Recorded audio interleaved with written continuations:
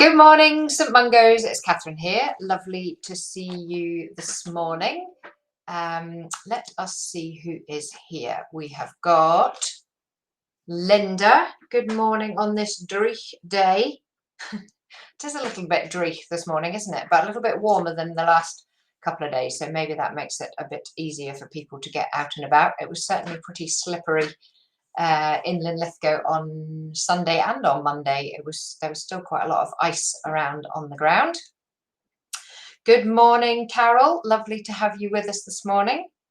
My phone is just being a little bit slow with this one. Oh, my phone's giving me subtitles. There you go. How random. And Sheila McDonald, we've got you with us. Excellent. Good morning from a rainy Carstairs. And we've got Wendy with us. Good morning to you all. And Amanda McDonald. Lovely to have you with us, Amanda. There's a few faithful people to Midweek Word Live, aren't they? That love this to be here. Always good to have you with us. Oh, here we go. There's a few more folk coming on now. Ollie. Good morning, Ollie. Lovely to have you with us. Eleanor Devlin. Oh, lovely to have you with us, Eleanor. Who else we've got? Oh, we've got lots of people here. We've got Fiona here. Good morning, Fiona. And we've got Richard Smith. Oh, what a lovely treat. What a great gaggle we've got today. So that is wonderful. Okay, we're going to start with, because it is December, so I've got my hat here. Can't do this, can I? Here, my Santa hat, and Rudolph is sitting on the mantelpiece behind me, and we've got a few advent calendars which nobody seems to have opened, and one of my friends gave me this beautiful advent candle, so I'm very excited about that. Looking forward to having that on the kitchen table, and it looks like it's fat enough that we'll be able to relax and enjoy eating dinner without panicking that we've accidentally burnt 5 days at a time, which is my slight tendency with advent candles. You have to keep concentrating, don't you, at this time of year? Okay, let's go with some questions. Okay, I've got 2 questions for you this morning, because you know, if there's one question, why have one when you can have 2? The first one: what words do you associate with Christmas or this time of year? Or if that's too tricky, you don't like it, what is your favourite Christmas carol? So I'm very fortunate that I get to do the 1st of December and therefore do lots of Christmassy themed things. So I shall leave those there whilst you're having a think and a contemplation. And I think the word that I most associate, perhaps not with Christmas, but perhaps with December, is panic. I always find this such a... I just wish that we could somehow do Christmas at a time of year that was a bit less busy than December. So I find this year a bit, time of year, a little tricky, because I have that tension between wanting to be focused on Jesus and the coming of his coming into the world and the real meaning behind Christmas. But also I have gift buying is not one of the gifts that God has given me.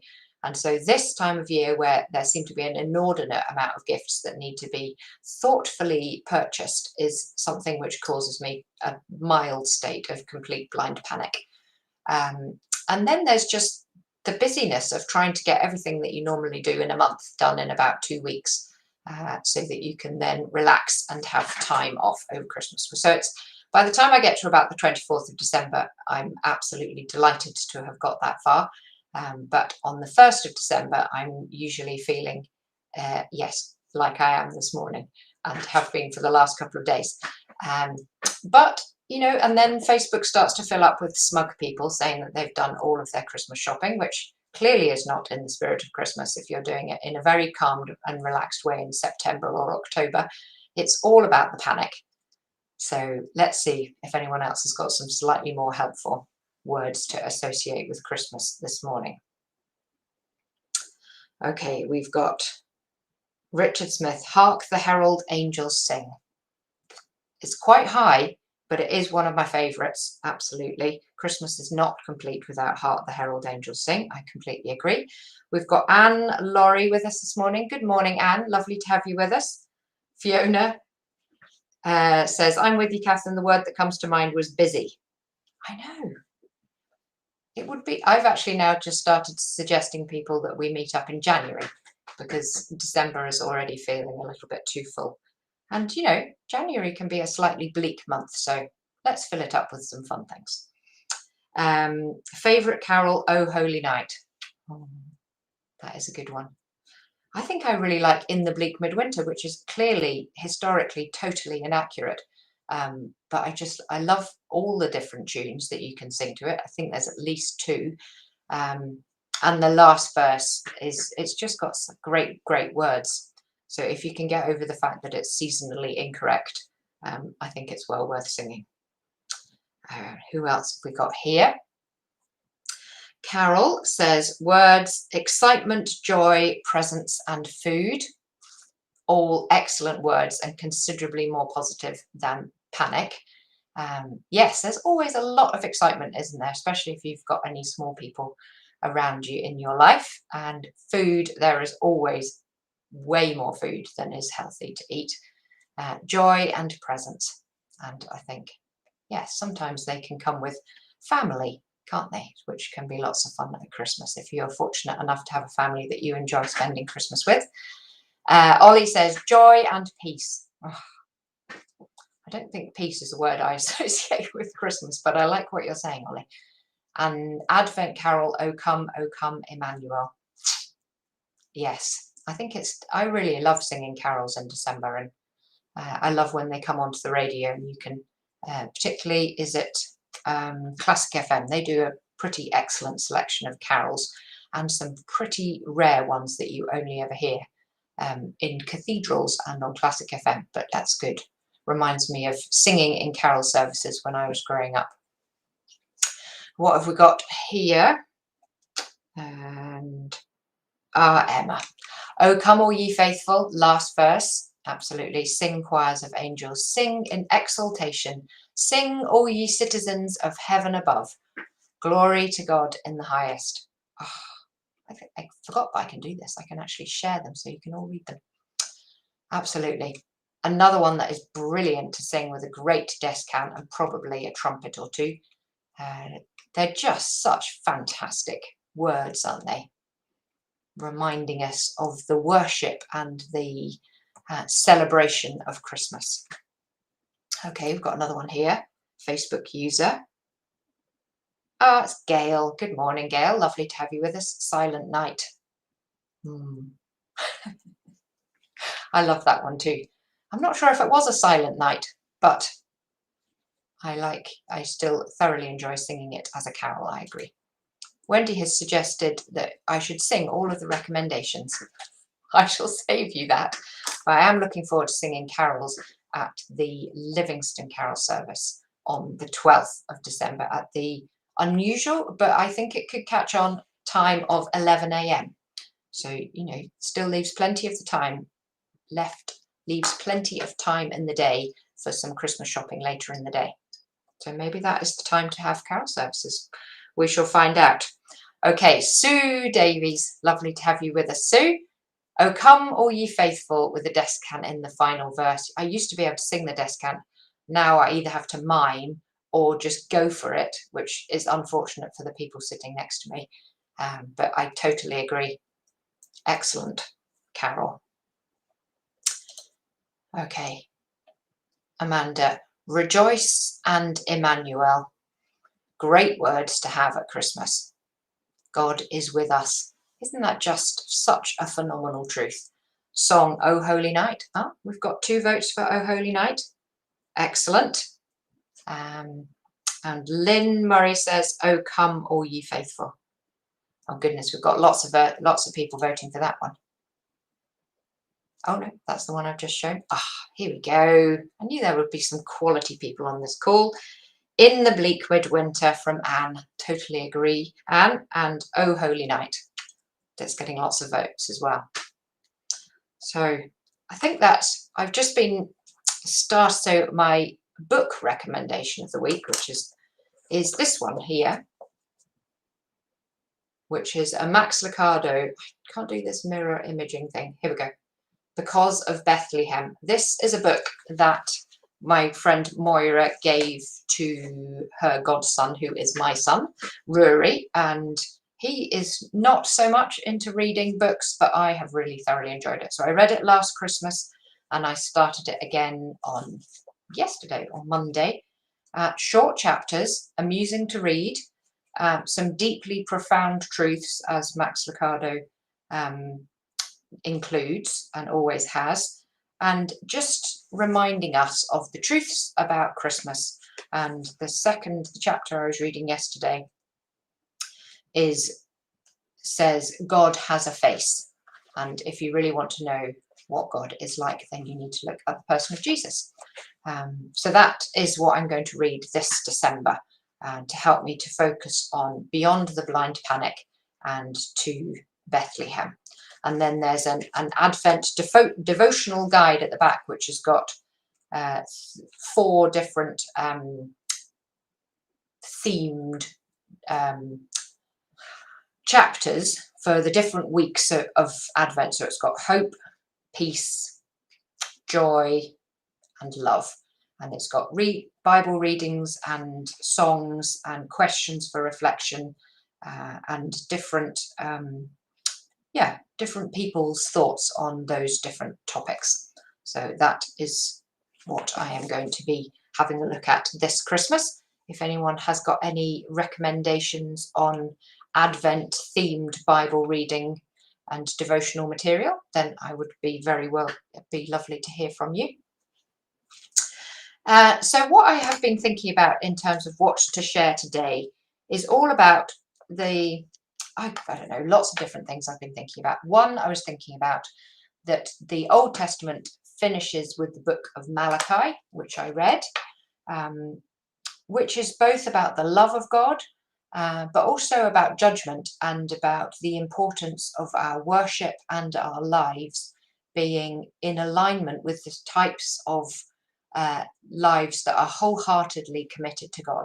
So there's no point saying, God, we love you and we'll do everything for you, if then what we demonstrate in the way that we live, the relationships, the way we conduct ourselves in our relationships at home, in our work, or in our families, don't display that same focus on God. And also talking about our worship being not only what we say, but the way that we live and what we offer to God in terms of our time and our talents and our money. So it's quite a challenging book, Malachi. And then after that, there was 400 years, so I'm told by biblical scholars, of silence. There was none of the great prophets or minor prophets from the Old Testament then said anything until Jesus bursts onto the scene in the Gospels. So I think I was thinking about the fact that sometimes it feels like God is an awfully long way away. And it must have felt like that to the Jewish people, having not heard anything from God in terms of these prophets. I don't know whether individuals were hearing from God. I suspect that they probably still were, for hundreds of years, which must have felt like 1,000 years when lifespans were shorter than they are today. So it must have begun to feel like the God that they worshipped and spoke about in the synagogues and in their families was someone that was an awfully long way away. And were any of the promises of the Old Testament ever going to come true?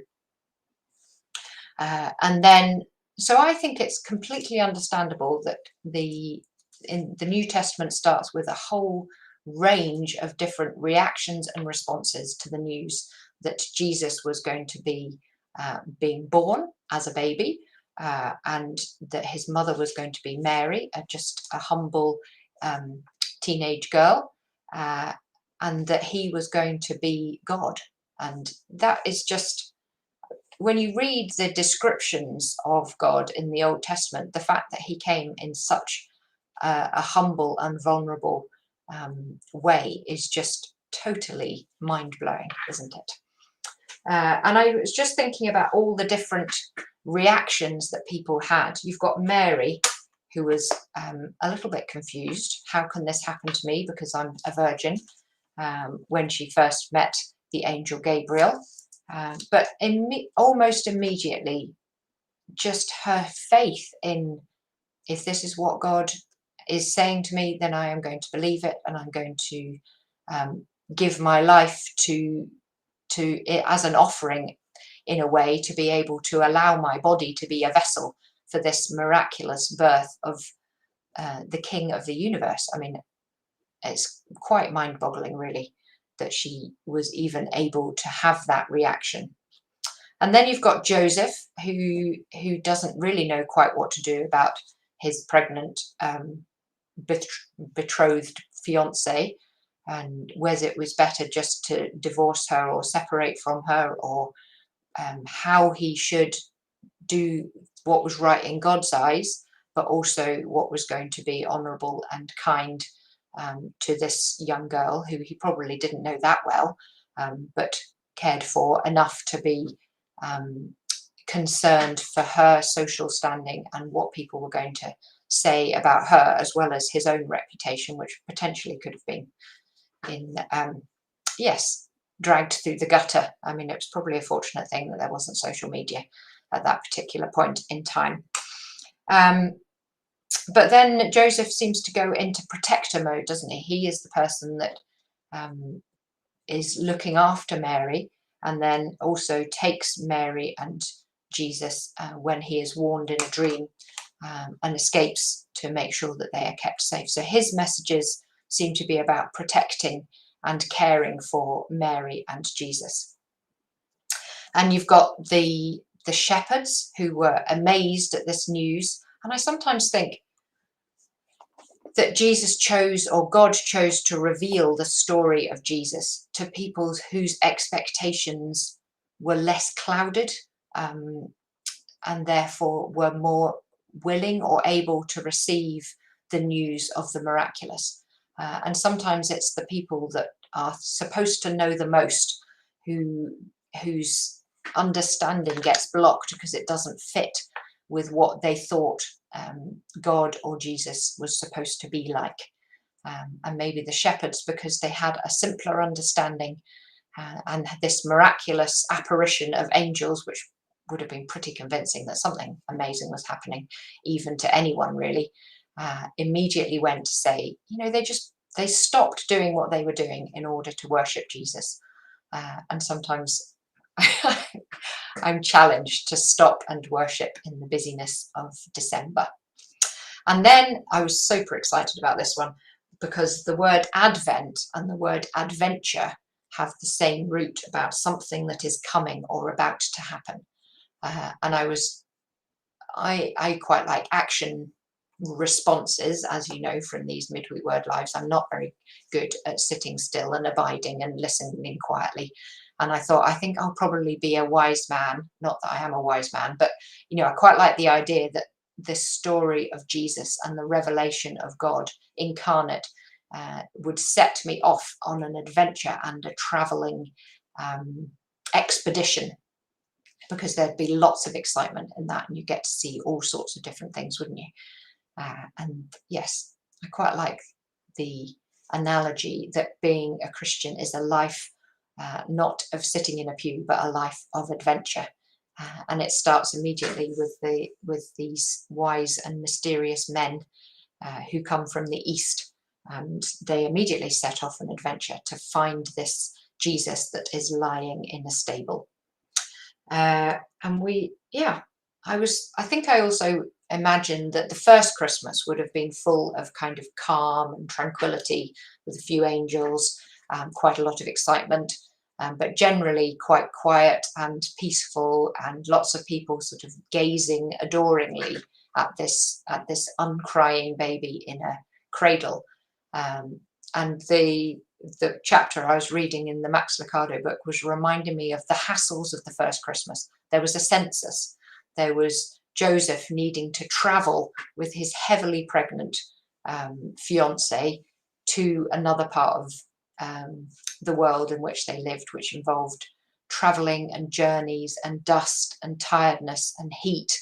And then there was not even anywhere to stay. I mean, I think if I was Mary, and you'd just been told that your womb was going to be taken over by the King of the universe, you would have expected him to have provided you with, maybe not a 5-star hotel, but somewhere certainly clean and hygienic, and maybe with somebody that was going to be an appropriately trained midwife.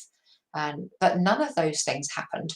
They were in a stall at the back of an inn, surrounded by animals. She must have been terrified as a young, I mean, certainly when I was pregnant with Rory, giving birth in a stall in the back of a dirty inn was definitely not something that I would have welcomed. So I think there's something about just remembering that even in the first Christmas, there was lots of hassles and uncertainties and obstacles to be overcome. And that gives me hope that maybe I haven't completely missed the point of Christmas, that maybe God is always going to be found in the busyness and the dirt and in the upheavals and the not rightness of life. And that is why he came into the world, is because it wasn't the world that we should have been living in if we had lived perfectly in the Garden of Eden. We had gone wrong and astray and become separated from God. And he took that incredibly humble and vulnerable position in order to bring us back into his family. He risked everything because of the love that he wanted to demonstrate, and he did demonstrate in becoming Jesus. And I had a friend came over yesterday for lunch, and we were just talking about all the various things that are going on in the world at the moment. And she said, is it supposed to be like this? Is this what the world is supposed to be like? And I just thought, no, it's not what the world is supposed to be like, which is why we have Christmas, because it reminds us that also God doesn't think that this is the way that the world should be, but he has brought in his salvation and his pathway back into right relationship with him and right relationship with each other. And that is a great thing to remember at Christmas. So what else have we got in here? Amanda's got a book recommendation for us. The Case for Christmas by Lee Strobel. Oh, I haven't come across that one. I was watching the film The Case for Christ, which is the film of his book of the same name. It's an amazing book and it's an excellent film.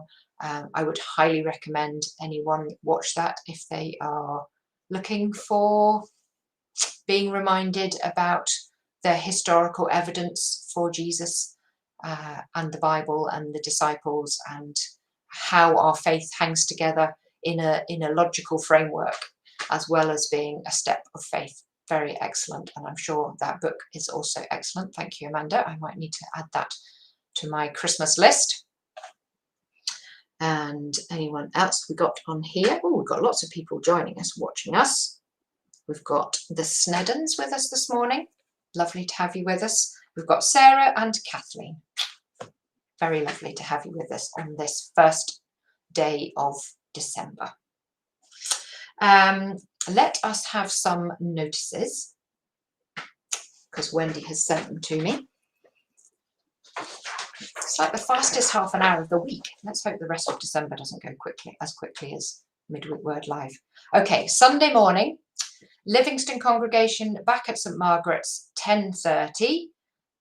Will be live streamed on YouTube for anyone who is part of our Bologna congregation or further afield or isn't yet ready to come to church. Sarah Toom is going to be speaking. Whoop, whoop, whoop. So that's going to be awesome. Really looking forward to that. We had Sarah last time we were in Livingston, and she was fantastic. So really looking forward to hearing what Sarah brings to us on Sunday. Preschool groups will be running alongside the main service. And the Livingston Mighty Mungos seniors, which is older primary, and youth, are going to stack and still for pancakes. Places need to be booked and food needs to be pre-ordered. So if you haven't yet done that and you've got someone in that age category, please contact Lindsay or Caitlin and they can put you right with what you need to do for that. Sunday, the 12th of December, the Livingston Carol service is going to be at 11 o'clock. Invites will be available this Sunday, so you can invite your friends and family to join us for that. It's not going to be streamed, so if you want to see what happens in Livingston, it's going to be the best carol service that there is this year, then please come along at 11 o'clock. The 19th of December is the Belerno carol services at Heriot Watt at 4 o'clock in the afternoon and 7 o'clock in the evening, and the 4 o'clock have all of the kids groups running alongside it. That is also going to be awesome, and they're going to have a choir, so that's going to be fantastic. The Bethany Care Van continue to go out and do an amazing job through this. I always think of Bethany when the evenings are wet and cold and dark at this time of year. I'm so thankful for what they do on our behalf, offering food and shelter, wise advice, and yeah, a place of safety for the homeless of Edinburgh and across Scotland. So the care van are also going out, handing out soup and hot drinks and a friendly face and warm clothes. So Susan Smith is collecting donations of men's underwear, fresh, newly bought, not recycled, men's jeans, jogging bottoms, scarves, shoes, boots, winter coats, long sleeve t-shirts and sleeping bags. So if you have any of those items in your wardrobe that aren't being used, then please either get in contact with Susan Smith directly, she's in Belerno, or with Wendy, and she will arrange for any donations to get onto the care van and then out into the hands of people that can be wearing them and using them right now. Let us do some words from the Father. So these might be words that I needed to hear, but they might be words that you need to hear too. The first one I heard God say was, don't panic. Ever the practical. I think God doesn't want us to be so panicked about Christmas that we don't enjoy some of the words that we've described this morning about excitement, peace, Emmanuel. So I try to make sure that in amongst the panic, I remember that actually God's in control. And every year we do get to the 25th of December and we all survive. So that is also a good thing to remember. I just felt God also saying, I'm here amongst the tinsel and the presents, in amongst the mince pies and the Christmas parties, that God is to be found under the Christmas tree, or in amongst the carols that we sing and the songs that we sing at this time of year. They're often even non-Christian carols, often the Christmas songs that we sing, I still think the words of God and the words of Jesus ring out to us through them if we want to hear him. So it reminded me that sometimes we don't need to set aside big chunks of time. We can still find God in the busyness and in amongst all of the excitement and the decorations and the fun of Christmas. Yes, which ties me into the next one. Christmas has always been busy. Even if you remember Bethlehem or the stories of Bethlehem, when you read them in the Bible, it was full of smells and noise and things that didn't feel right, and journeys and dust and heat. It's always been a time of year that is busy and perhaps feeling not ideal. And yet there are always moments to stop and adore and to see and remember who Jesus is. And I think it was also when I was reading in Malachi and then thinking of those 400 years of silence, that if you haven't heard from God for a while and you're coming to Christmas thinking, I'm not even sure if God is still there anymore, he is, he's with you, he wants to meet with you, and he wants you to meet with him. And I really appreciated what Andrea said on Sunday, that every time we say we're waiting for God, that God is waiting for us. So if you feel like you haven't heard from God for 400 years, Christmas is still Christmas, and he still came into the world for you, and he still has a plan for you, and he loves you so much as to put himself into the body of a tiny, vulnerable and humble baby. So I think that has swiftly taken us round to 9 o'clock. Let me pray, and then I'll see if there's any messages that anyone has put on the chat that we might want to finish up with. Heavenly Father, I do thank you for this time of year, even though it feels like sometimes I wish I could put Christmas into a different month that was less busy. Thank you that every year we're reminded of your incredible sacrifice in becoming a person. That if we want to know what you are like, we look at the person of Jesus and we see you in your humility and your vulnerability, but also in your purpose to bring your love and to bring your salvation. And God, in the busyness of December and in amongst the present wrapping and buying and the Christmas parties, Lord, we long to see you, we long to hear from you, and we long to have moments of adoration where we can sit at your cradle and adore you and worship you for who you are, King of the universe and tiny baby born at Christmas. Amen. Thank you so much for being with us this morning. I think this is my last Midweek Word Live of 2021. So I look forward to seeing you all in the carol services or in the new year or at some point soon.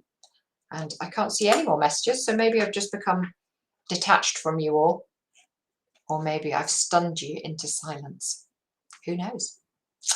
And so there we go. Have a wonderful Christmas. Try not to get too panicked.